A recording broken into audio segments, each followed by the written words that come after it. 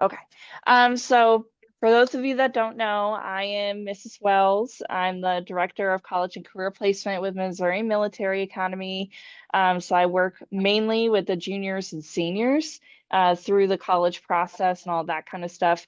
Tonight we have Jerome Williams with us. He is our ACT representative, so he helps me out, and Mr. Schaefer out. He's our data analyst, helps us out with any questions that we have with ACT or problems that come up, workshops for us to learn more, that kind of stuff. So I will give it over to him. All right. Well, thank you so much, Miss Wells. And I want to thank you all for taking the time tonight on a busy Thursday. I know there's football on and got a soccer game there at Missouri Military Academy. So I really appreciate you taking the time to come out and learn more about ACT, talk about what it is and why it matters. As Miss Wells said, my name is Jerome, and I am the ACT rep for the state of Missouri. I'm based out of Kansas City, Missouri. So I cover the entire state of Missouri along with South Dakota. But again, I'm happy that you guys were able to take time out of your busy night to learn more about ACT. So tonight we are going to talk about the enhancements to the ACT. We're going to talk about the college and career readiness standards that are tied to the ACT. We're going to talk about score reports and, more importantly, how to interpret those score reports. We're going to talk about the impact on college admissions that assessments like the ACT provide, and we're going to talk a little bit about resources for improvement. I did put a message in the chat that just said if you have questions, feel free to type those in the chat and I'll do my best to answer those for you. So, with the enhancements to the ACT, I'm not sure if you all are familiar, but the ACT test has changed and for the better. When at the end of the day, it's a more flexible assessment that kids are going to have the opportunity to take. So, what I've listed here are a few of those updates. Basically, shorter tests, more time per item. The flexibility component with the enhanced ACT comes in the mode of students being able to opt in or out of science when they're taking that test. We have expanded our online platform, just meaning that there's more opportunities for kids to actually take the ACT online as opposed to paper pencil. However, I will say the caveat to that is that paper pencil sometimes is a better assessment for certain school communities. So that will always be an option for kids to access a test paper pencil. And then the last key update are the rebalancing of reporting categories. So you may be asking yourself, what is a reporting category? A reporting category is a standard. So the ACT is a standards-based assessment that measures what kids have learned from kindergarten all the way up through high school. And really, the beauty of that test is that it has a backbone, meaning it is based off of teaching and learning, and there are standards that are attached to it. So, folks like Mr. Schaefer, Miss Wells, they do a lot of work to dig into that kind of data to figure out where there may be gaps and offer different supports for kids to make sure that they're getting to where they want to go. This is a image that is just juxtaposing what is the ACT legacy test or old test versus the enhanced test. So on the left side of the screen, you'll see what the current state of the ACT is or was by content area. And then on the right side, you'll notice the enhanced test. And as you're looking at this, you should notice immediately that kids are going to get fewer items on each section of the ACT, with the exception of science. And they're going to get actually more time per item when they're taking that test. So, this is really one of the big pieces of that enhanced version that we feel like is going to be really a benefit to kids.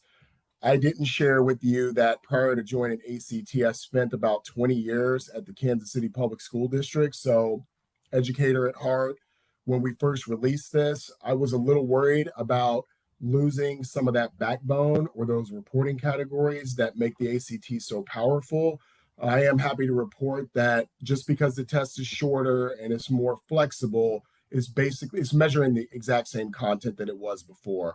So that is a good thing, meaning that over time, kids can look at a test that they maybe took in February of 2025 versus a test that they may take in January 2026 or February 2026, and it's going to measure the same content, right? So there's nothing that's being lost there. The other thing I want to point out here, this was a huge win for kids. You'll notice on the left side, the fifth test, which is a field test, that was a test that was required for kids to take. So we've eliminated that fifth test, which also saves the kids time. And we just basically embedded those field tested items into the content area. So that is another huge win for kids because I can't tell you how many times, we heard from educators and kids that the fifth test was just adding to the anxiety and adding to the stress of the testing environment. So removing that definitely helps kids and educators in that regard. This is a more simpler version, I would say, of that actual blueprint. It's the same information that you saw before, just in a different mode. If you wanted to scan this QR code, it will take you directly to the information that is on the enhanced ACT, along with other resources and information that you may find valuable. I'm going to let somebody else in the room here. Sorry about that. That's okay. Oh, okay. So with the change from the legacy test or old test to the enhanced test, there has been a change in how we calculate the students' composite scores. So you'll notice on the left side with the legacy test, when kids take the ACT, they have an English, math, science, reading score. Those scores are divided by 4, and that is how you figure your composite score. With the new test, because science is optional, it will be English, math, reading divided by 3, which is what's going to trigger the student's composite score. If the kid sits for science, they will get a STEM score. This is basically the same process that we've had in the past for writing. If a kid took the writing component of the ACT, they would get an ELA score. One thing to point out for you parents here is that if you have a student who is curious about whether or not they should take the science or not, the educator in me says yes, right? The more data, the better for the kid. But if your child is a college bound person and they're looking to go into a STEM field, meaning educate or engineering, architecture, nursing, things of that nature, that science score is going to be really critical for them. So before they decide to opt out, they really need to have a plan on what they want to do to use these scores. And that will help to determine whether or not they're going to take that science portion or not. Super scoring is another question that we get a lot from kids, educators, and parents. So the ACT super score just means that if a student takes multiple ACTs, so more than one, their score can never be lowered on any particular portion of the ACT. So I'll give you a quick example. Jerome takes the ACT in February 2025. I scored 22 on English, 22 on math, 22 on science, 22 on reading. Then I take the test again in January and I've got a 20, 22, 22, 22. That 22 from the first English test carries over to the second test. So that's how super scoring works. If you take multiple tests, your score can never be lowered just because you've had multiple attempts at the test. So that stays the same even with the enhanced version of the ACT. Does anybody have any questions so far? I know you can't come off of mute, but if you do, I'll give you 30 seconds or so to type them into the chat.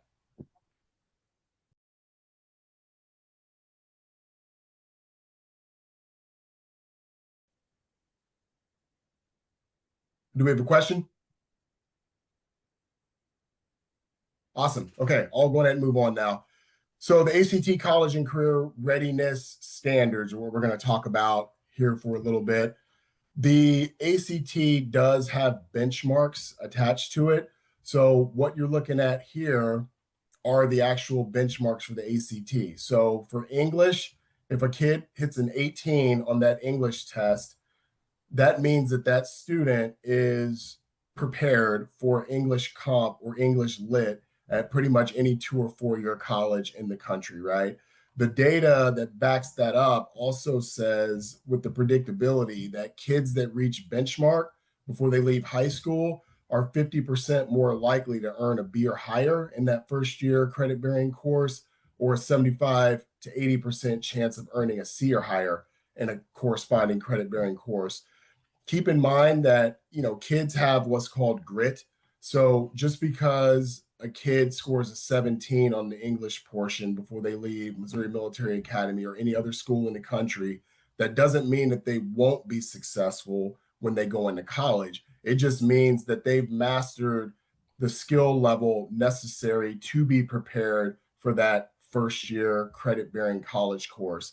With that grit, kids, the ones that have it, they do a good job of reaching out to academic advisors, tutors, things of that nature when they get to a 2 or 4 year college. But I do recommend that you put these benchmarks in front of kids, because if they know what the target is, a lot of times they'll work harder to reach that target, right? This kind of helps to expand that why for them. Why am I doing this? Why does it matter? What does my score mean? Here is a list of some corresponding courses that a student may take in a 2 or 4 year college, and you'll notice the benchmarks on the left, and then I've juxtaposed those with various courses in each content area. So in the math example, if a kid gets a 22 on the ACT, that student would be ready skill wise for college algebra at pretty much any 2 or 4 year university. So these are also important, because we'll talk a little bit later about how colleges use data from assessments like the ACT to help place kids in the appropriate course when they make that determination to go to a 2 or 4 year college. So ACT score reports, how to interpret your students' results. This is really a big deal for parents out there. So when your kids take an ACT, they'll receive a report that looks similar to this, right? It'll have their composite score, their domain scores, all the way down to writing and ELA if they took that at the very top. It includes what the readiness benchmark is for that student for that particular test. The normed data with the ACT is reported in the form of US and state rank. So that's basically going to give you a percentage or percentile of where your kids fall in these particular areas based on the entire population of kids that have taken an ACT for a given year. And then as you scroll down, this is where the nuts and bolts actually create the magic. So underneath the US and state rank, you'll notice these detailed results, right? So this student in this example, fake data, by the way, this kid scored a 19 on the math section, but it breaks that section down into smaller parts, which could be used for prep activities, interventions, things of that nature. So if I was working with this particular kid and he or she or they said, I've got a 19 in math, what do I need to do to improve this test score? I wouldn't tell them you need to get better at math. I would come here to these detailed results and look to see if there are any areas that the student might be underperforming in. So in this example, this particular student, 25% on functions and 33% on stats and probability. So those are 2 reporting categories, 2 standards that I can isolate, provide intervention for to help this kid in a potential retake situation. As you're having conversations with your own kids and you look at something like this, you may say, okay, well, stats and probability, my student's not performing very well in that particular area. Maybe they haven't taken that course, or maybe they need just a refresher on stats and probability or functions. The point of this is that you don't have to try to fix an entire domain in order to help a kid increase a score. You break it down into smaller chunks. And as you fix these reporting categories, the composite takes care of themselves, right? So another blown up version of it, I've got arrows going to each area. Again, math example, functions, stats and probability, students underperforming a little bit, at least at this particular point in time on this particular assessment. However, if we were to work on those two areas, when the kid retakes the ACT, you only have to answer 2 to 3 items correctly to move your score 1 composite point. So in this example, if this kid were to retake this test, if everything stayed the same, number and quantity, algebra, geometry, but the student scored 4 out of 6 on stats and probability and 5 out of 8 on functions, this 19 becomes a 21, right? So breaking it down into smaller chunks, having conversations about it, and then being more intentional about the intervention or the triage that we're going to provide for the kid does have a benefit for them if they're ever going to take the test more than once. Why are these important? This is an example of just a fake kid here, right? So RC1, RC2, and RC3, those stand for reporting categories. So student 1, the green bar, this kid performed really well on standard 2, but not as well on 1 and 3. So if I was advising this kid, we would work on items related to interpretation of data and evaluation of model and inferences, and not necessarily ignore scientific investigation, but based on this particular assessment, the student performed well there, right? So he or she or they may not need as much support in that particular area as they did in 1 and 2.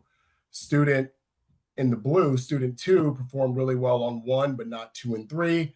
And then the orange student, 3, performed not so well on 1 and 2, but performed well on 3.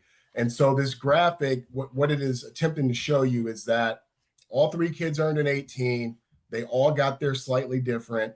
They all need some sort of intervention, but not the same intervention, right? So not only is the test nationally normed, it's also criterion referenced, which just means it measures teaching and learning. And there are interventions that schools and districts have in place to help kids get to where they need to go.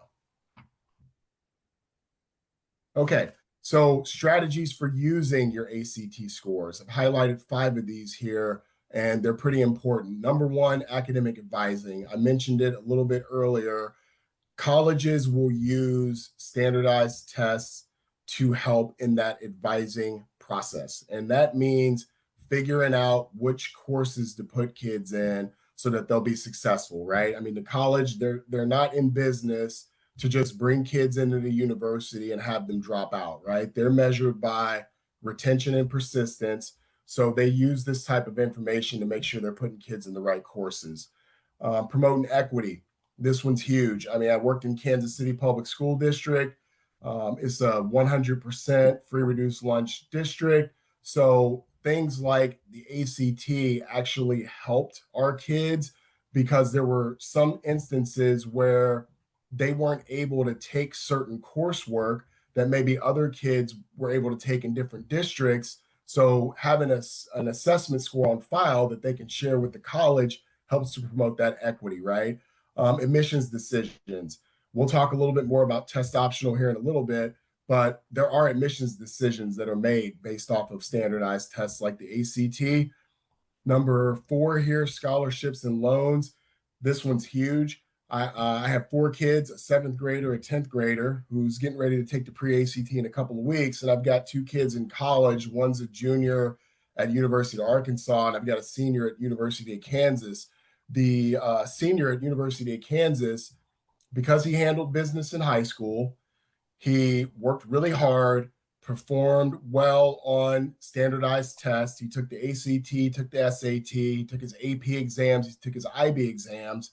With the AP and IB, they basically opted him out of 21 college credit hours to start at KU, which is one of the reasons why he went there. He didn't have to take English, Lit, and Comp. He did not have to take college algebra. He did not have to take biology. So that's where that came into play. And with the scholarships, he was able to get a merit-based scholarship at KU that, for all intents and purposes, is making his 4-year degree, well, 5-year degree, because he's going to get a master's degree as well, for all intents and purposes, free, right? I mean, whatever money wasn't covered by scholarship and AP and IB, he just works over the summer. He's got a little part-time job throughout the school year, pays his tuition, whatever he's owed, and he's going to walk out of KU owing no money.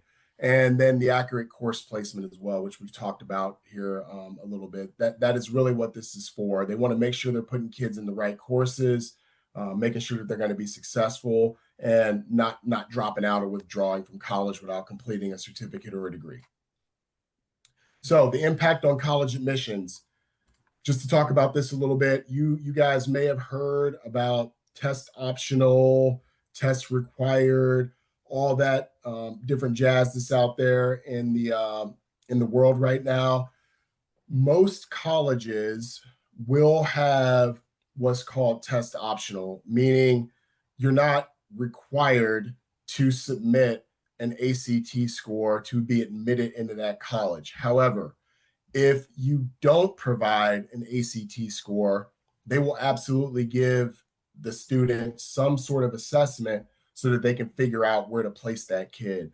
One popular one that a lot of colleges will use is called the AccuPlacer. So if a kid graduates from Missouri Military Academy, they have no ACT on file, they're trying to go to University of Missouri, GPA isn't 3.5, they haven't taken anything higher than geometry in high school, that kid's going to get an AccuPlacer, right? So they'll admit him, but they're going to give him some sort of assessment to figure out where he's going to go. So at the end of the day, test optional really means conditional, right? So there are conditions on your admittance into a program. The other thing that I'll point out is that even if a college or university is test optional, meaning they're not requiring a standardized test to get into that university or college, depending on the program, it may be required. So for my son in the example at KU, he's in the honors architecture program.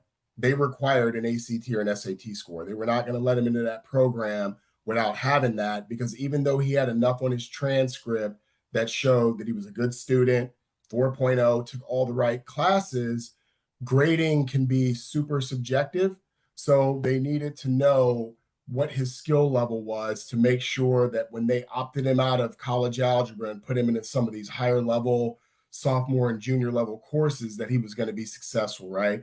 The other thing that I would point out in that architecture program is that science was required. There was no, so even if he would have had a chance to not take the science assessment with the enhanced test, he would have had to take it anyway if he wanted to get into the honors architecture program at the University of Kansas. And here's a little bit more on that piece there.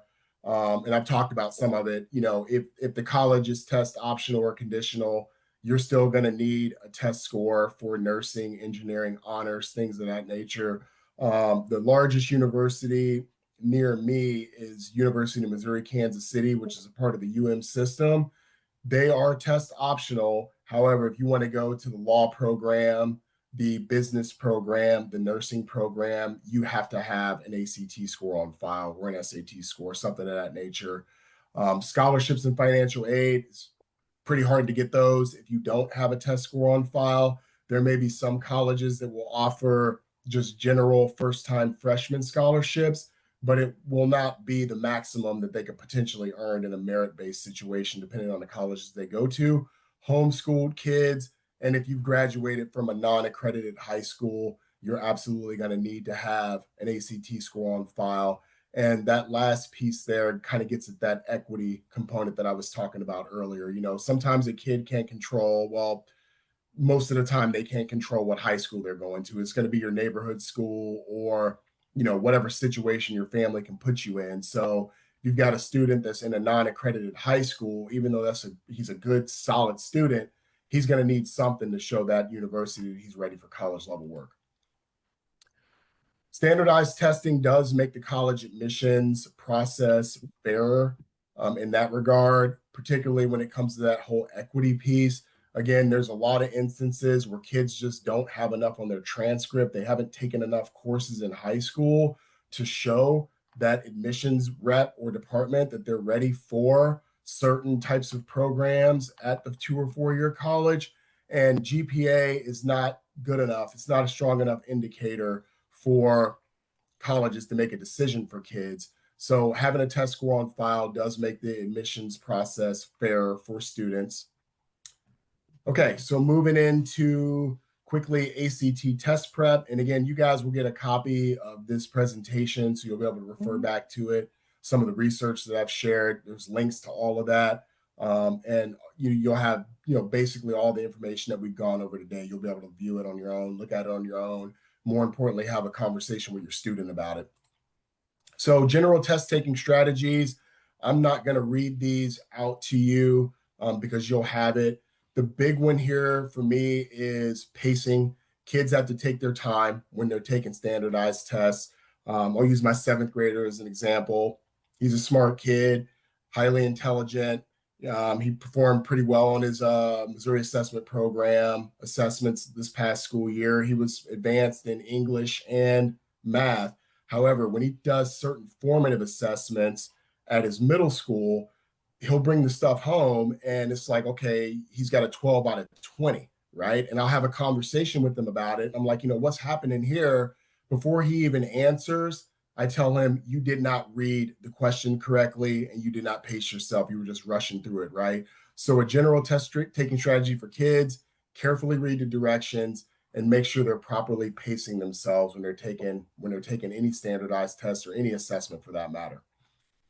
Beautiful thing about ACT, we do have various free practice resources that kids can utilize to help better prepare themselves for the ACT.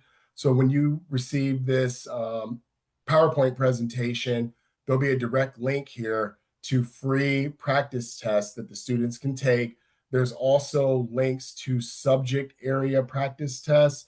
So when we were thinking back to the example of the student score report in the math section, that student could take free practice math test questions and just isolate those two reporting categories or standards that he was struggling in, right? So he could just look at questions related to functions and questions related to stats and probability.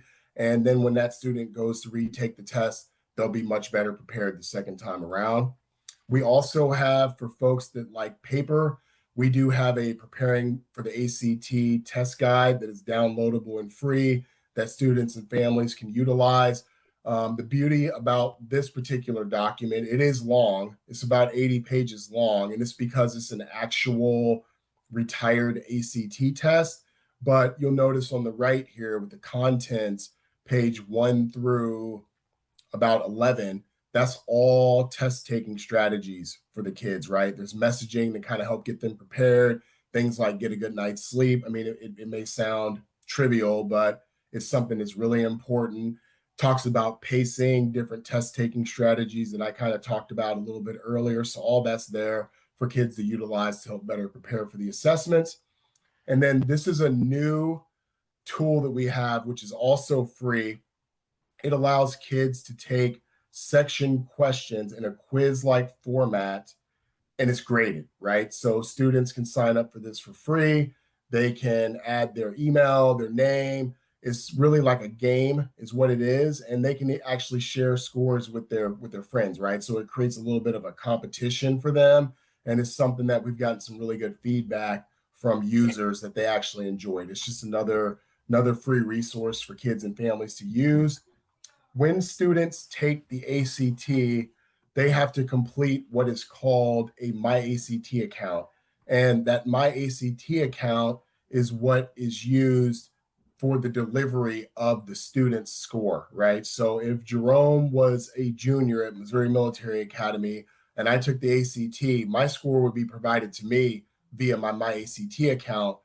Missouri Military Academy is going to get all data for all kids that take the test at the high school. But for me, my information is going to be in this My ACT account.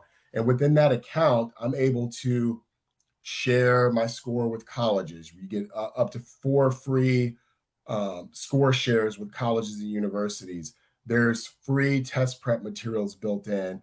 Kids can access what's called the question of the day, right? So in teacher terms, an educator would use a question of the day to do something like a bell ringer at the beginning of class or a do now at the end of class. Students can kind of do that on their own, utilizing their My ACT account. They also have the ability to do some career mapping and career inventories and college searches. There's just a lot of different bells and whistles that they can utilize inside of this account. The MyACT account is free. They don't have to, kids don't have to pay anything for it. You have to set one up if you want to get your score and be able to use that to apply for scholarships and send it off to various colleges and universities. And we also have built-in practice tests with inside of that MyACT account. So you'll hear me talking a lot about practice, practice, practice. I'm also a basketball coach. I'm currently coaching seventh graders right now at my seventh graders middle school. And we talk about this all the time. They're like, well, coach, why are you making me practice left-handed layups? We're 13. We don't need to do that anymore. And I'm like, yeah, you do. You have to continue to practice, practice, practice until you're making 100% of those left-handed layups, particularly if nobody's guarding you, right? Because if you can't make them with nobody guarding you, you're not going to be able to make it in the game. This is very similar to that mode of thinking. The more kids can practice, the different types of items they're going to get on a test, the more they can see those items, the more familiar they can get with the content, the better they'll perform on game day, which is essentially test day, right? So this will definitely help them with test anxiety, test fatigue, and just becoming more familiar with what's happening on the ACT.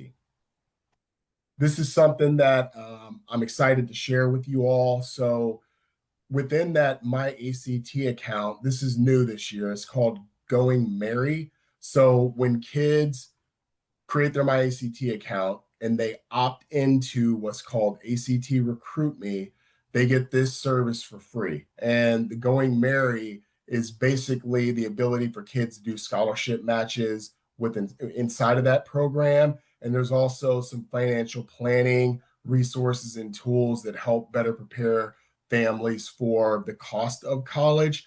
ACT has never had a partnership like this before, so I'm super excited about it because it just adds a lot more value to kids and families who are taking the ACT. Now, really quickly, I'm going to talk a little bit about the differences between the ACT and the SAT. So the SAT is sort of the counterpart to the ACT. It's another assessment that is used for scholarships, course placement, informing admissions decisions, all those things. But there are some key things to point out here. So you'll notice the statement on the left side, left column, the first column. The second column is going to be what the ACT offers, and then the third column is going to be the SAT. So ability to purchase answer key. That means if a kid is taking the ACT on a Saturday, there's certain Saturdays throughout the year, they're able to purchase the answer key. And that is essentially the responses to the questions of the test that they took, right? So that's a huge benefit for kids, particularly in a retest situation. With the ACT, you can purchase that. With the SAT, you cannot. ACT allows for paper, pencil, and online testing. SAT is only online. There are more people that are moving to an online platform. However, when we're talking about equity, not everybody has the ability to take an online test. And when I say everybody, I mean kids and I mean schools. Some schools and districts, particularly in South Dakota, they may be in the middle of nowhere. They don't have the bandwidth to administer online tests on a Saturday. So having that paper option is good. They allow for choice and flexibility. That's basically choosing whether or not you want to opt in or out of science. You can do that with the ACT, now with the SAT. And then the flexibility part comes in the form of a criterion reference assessment, which is what the ACT is, versus a adaptive assessment, which is what the SAT is. So that means with an adaptive assessment, you'll notice this next link or next statement here, cap scores. With the ACT, there's no cap because the test is graded based off of number of items the student answers correctly versus the number of items that are on the test, right? With the SAT, because it is a adaptive test, meaning it's going to adapt to how the student is performing on the test.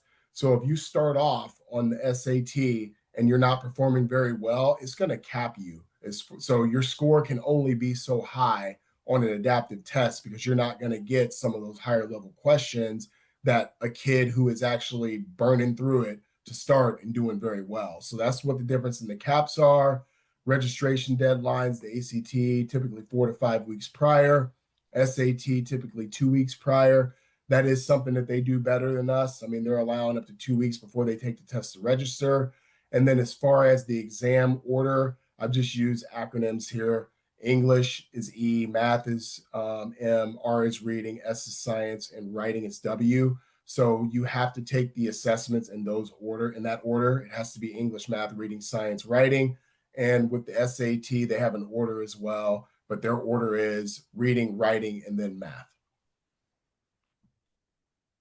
All right, so that's all I've got here. I'm going to go ahead and stop sharing here. And if anybody has any questions, please feel free to type those into the chat. I'll do my best to answer them for you. Before we move on to questions, I am going to share my screen now, and we are going to go over some MMA specific information real quick. Perfect. Okay, so the first thing is October 28th is our ACT and pre-ACT. So we created here, I won't share my screen just yet because that will be after this. You know what? I'll just keep sharing. So basically what will happen is on October 28th, every single cadet at MMA will be testing. This is 7th grade through 12th grade. Either they are signed up to take the ACT, which is mainly juniors and seniors. Sometimes I get a couple sophomores.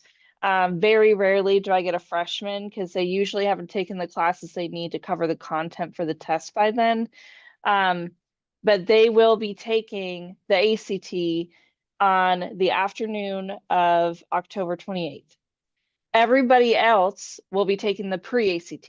And the reason that we have started this testing policy is so that, one, it'll help with the cadets feeling more confident with the test. So by starting out in 7th grade, and taking the pre-ACT every single year, twice a year, it's going to make them feel more confident with a standardized test, make them understand the format of the questions more, and kind of help them see the progression they make from 7th grade or whenever they start as a new boy through until senior year.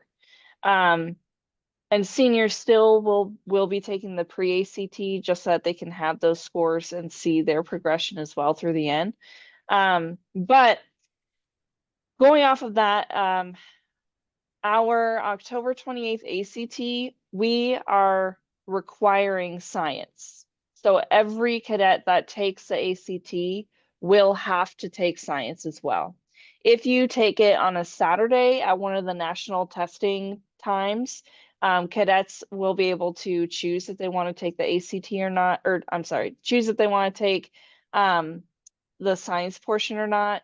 We also do not require the writing portion, and that is another optional part of the test that they can choose on Saturdays, if they test on Saturdays, what they want to do. Okay, so how do we test prep for the ACT? So there's a couple of things that we do. What I'm sharing my screen on right now is IXL. This is the first thing that we offer. So all of your cadets have access to IXL. They use it pretty regularly with like different classes that they have.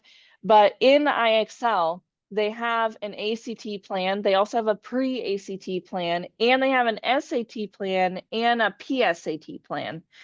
So what that means is after this first round of testing, they can take their scores and they will be taking their scores and putting them in. They can put in their math composite score and then the score they got for each of the sub-scores.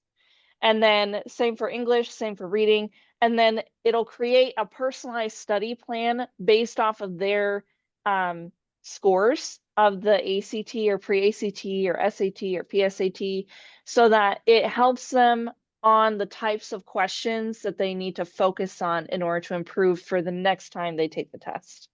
So that's the first thing. The next thing is March to Success. This is not something offered through MMA. This is something that anybody can go and make a free account and log in. And they have courses here.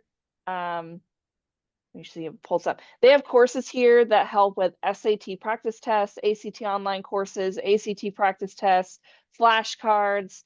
They have a guide to college financing and things. They also have, I'm trying to look for it on here. I'm not seeing it right up front, but they also help with ASVAB testing as well, if your cadet is interested in that. And then there's a classroom here. So there's the ACT Preparation 2025 Google Classroom. This is where we've been releasing different sections of like study portions for different sections of the test every week for your cadets. So every Thursday, they get released a portion and they work on that on Thursdays. So there's the general test taking strategy. So for example, for this one, they clicked on this assignment and it's a Google form. I know it says page not found, but it does work. I don't know why it says that. They have a Google form where Mr. Schaefer has put together videos that goes over different test taking strategies for each subject. And then there's a knowledge check after, so they have to answer questions before moving on to the next section, and those kind of things. So if you see that coming up in the grade book for your cadet at all under advisory grades, this is the kind of stuff that they're working on for each of the sections. Then there's also the college and career placement Google Classroom. So this is one that I've put together, and it isn't just testing stuff. Like I have, and the cadets only have access to this. Parents do not. But I create a Dropbox with all the same information for parents. But the cadets, like in here, has information about scholarships, about international cadet resources for college, different summer opportunities that come up with different colleges or for high schoolers, that kind of thing. Score, that's what like our college management system where we kind of track where they are with the college process. So there's a whole bunch of stuff in there about score for them. If they are planning to take a gap year, different things they could do to plan that out. Events, if there's ever like webinars or things like that available, I'll put them in here. Waivers for different testing, including the ACT fee waiver program is listed there. ASVAB, PSAT, SAT, ACT, MMA resources, career resources, college resources, and financial resources. So all of that is available for cadets as well. So let me see. Sorry, I'm just trying to figure out how to unshare my screen. Oh, right here. Okay. So that is the basics of like the MMA specific details on how we're helping them kind of prepare. Oh, there's also I forgot to mention, so that ACT practice test, the retired test that he had mentioned and talked about, that is what Mr. Werner is using in the ACT prep all subjects test preparation that he's offering. So that is you would have seen it in the email that went out over the weekend, I believe, or maybe last Friday, to sign up for ACT prep sessions, one with Mr. Werner and one with Mr. Maziart. So Mr. Werner for 2 hours every Wednesday for the next 3 Wednesdays. So yesterday was the first time. He's working on helping cadets through preparation in each subject for the ACT. And then Mr. Maziarts is focusing on algebra for the pre-ACT, and that's 1 hour sessions on Saturdays for the next 3 Saturdays. And so those are the kind of things that we are working on to kind of help prepare the cadets, why we've chosen to take on this new testing strategy every year, and what October 28th is going to look like. So does anybody have any other questions? I think, let me see here. I'm just, You did have a oops. question about whether on the 28th, are you guys online or are you paper? Yes, so we will be all online. We will. And as far as like which test has more value, the SAT and the ACT are seen as equal value. It really comes down to which test is going to be the right fit for your cadet, right? Because the biggest differences, I mean, Jerome, you know, he talked about a bunch of differences between them. The biggest ones when I get asked that question is the question format, because the questions are written a little differently. And then ACT has the science that's included as well. And pretty much it's relatively known that cadets who do well on the SAT, like really well, tend to not do as well on the ACT and vice versa. And I think it really comes down to just how the questions are written on the test, and how prepared they are for that test. So any other questions with anybody? We're a little early. Never a bad thing.